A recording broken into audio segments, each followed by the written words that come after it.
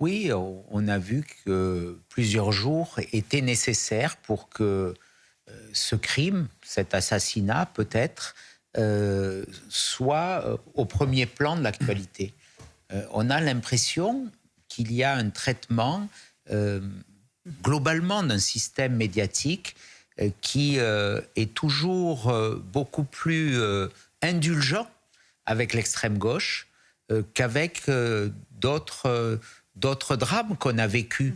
Pour moi, une mort est égale et un crime avec une motivation politique doit être condamné de la même force, quel que soit l'auteur ou la victime.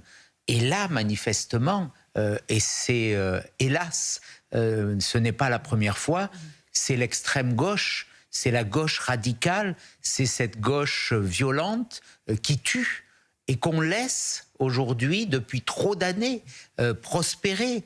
Et il n'y a pas eu, parce qu'il n'y a pas la même pression médiatique, il n'y a pas le même jugement, alors que toute violence, d'où qu'elle vienne, devrait être condamnée avec la même force. Mais on note qu'il y a toujours, de la part d'un système médiatique, et on n'y est pas ici, naturellement, et c'est pas de vous dont je parle, bien entendu, mais il y a ce système médiatique qui est toujours très indulgent, très prudent, et dans une forme de connivence avec cette extrême gauche. On est d'accord. Éric Ciotti, on a appris aujourd'hui, il y a quelques instants, que l'enquête avance. 6 personnes ont été identifiées sur les images vidéo que nous avons à notre disposition. 6 qui font partie de cette jeune garde, ce groupuscule d'extrême gauche, qui pourtant a été dissous par Bruno Retailleau. Il a été dissous, mais le contentieux est toujours devant le Conseil d'État. On aimerait d'ailleurs qu'il soit tranché et très vite. Là encore, on a vu souvent beaucoup de réticence de la part de la haute juridiction administrative à dissoudre. On a vu pour les soulèvements de la terre aussi les réticences qui ont été opposées, alors que pourtant, il y a des paroles, il y a des actes qui relève d'une forme de terrorisme.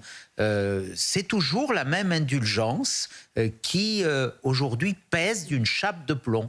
Eh bien, il faut traiter l'extrême gauche comme elle est, dangereuse. Ceux qui menacent la République, ceux qui menacent nos institutions, c'est l'extrême gauche. Et ça me permet de dire aussi que ceux qui, en juin 2024, au moment des élections législatives, là où j'ai voulu faire l'alliance avec le Rassemblement national, j'étais alors président de LR, ceux qui se sont opposés à cette alliance ont préféré l'alliance avec le nouveau Front populaire qui était dominé par LFI.